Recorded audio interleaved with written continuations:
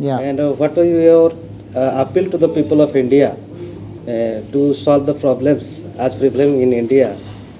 The appeal, I would say that Indians should understand one thing. The people of India, this great country, the great Gondwana, we are great Gondwana. We are a civilization of 50,000 years, starting from the great civilization of the Homo sapiens and the tribals of India.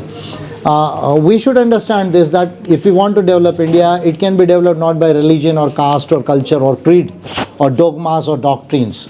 It will be developed only by science, knowledge and humanity. That is my central, message to the people of India. They should understand this. And when I speak about science, knowledge and various, aspects of humanity, that should translate into rule of law and the various policies. That is my central message. There are so many political parties in Indian state. So what is the particular uniqueness about Ambedkarite Party of India, who is plus them in a uniqueness in India, and why do the people will choose API? API is a totally unique party because API is the party which is most knowledgeable. It is having a very clear-cut policy to develop each and every single family and individual of the country, and make India a developed nation, not only a middle income economy but a developed country at par with China and America. By 2035-40 we can do this. If we are in a position to form the government in 2024, within 15 years we can do this. We can come up to China and America within 15 years. Yes, sir. As you know that in various indices as well as from the various agencies like Oxfam India and as well as some other agencies, the income inequalities which is produced in our country. And what is the main reason of that, and how can you solve them? The main reason for this is caste crony capitalism. There is a caste crony capitalism in India, and you see, as you know, that Oxfam and Credit Society and many other agencies are also reporting that there is a income and wealth inequality in India, with concentrated heavily with 1% of the population of India. And you know that how the entrepreneurs, the major scissors of businesses, they have generated wealth within the past 2 or 3 years.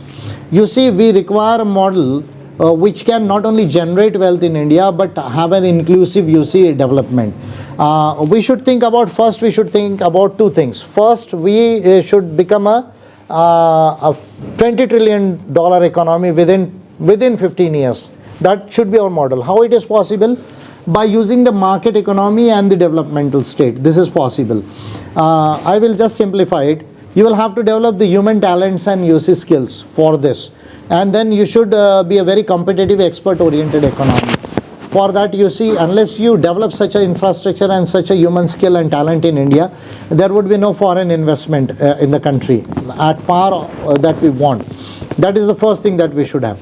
Then, along with this growth, we should have two things. Not only the incomes of the people should raise, but the wealth creation should be there for every family. I am speaking about every family. And then every individual. So now at least 7 to 10 crore families in India, they don't have sufficient wealth. They are just poor or multidimensional poor or just like poor. We should think about, making them middle rich in India. And this requires cutting edge policies of economics and finance. This cannot be possible by simply giving them subsidies or Manrega or some things. Of course, some things would be required for some years, couple of years, but we would be requiring cutting edge policies of economic and finance for this. So far as the parliamentary election in 2024 is concerned, how much preparations do you have to make this election? And one of the objectives to enter into the parliament for lawmaking and policy making on the basis of scientific research and scientific thinking. That's what this meeting was for. All these things, people from all over the country, our office bearers, they are especially for this thing here. And we will see to it that we will enter parliament in 2024. Before that, there are major elections in Rajasthan, Chhattisgarh, Madhya Pradesh, Telangana. These major states, we will also ensure that some of the seats we are in a position to win. And we will see to it that at the policy level narrative, we give a very, very tough challenge to the BJP and Congress and all other alliances who are just, befooling the people of India. Those parties who are not having any vision, they are only speaking about religion, caste, culture and credos and doctrines and dogmas and communalism and all those things. we will teach not only them but the people of India that what should be the right policies for making India a totally developed country at par with China and America. For that only we have met here today. Thank you. Thanks a lot. Thanks a lot.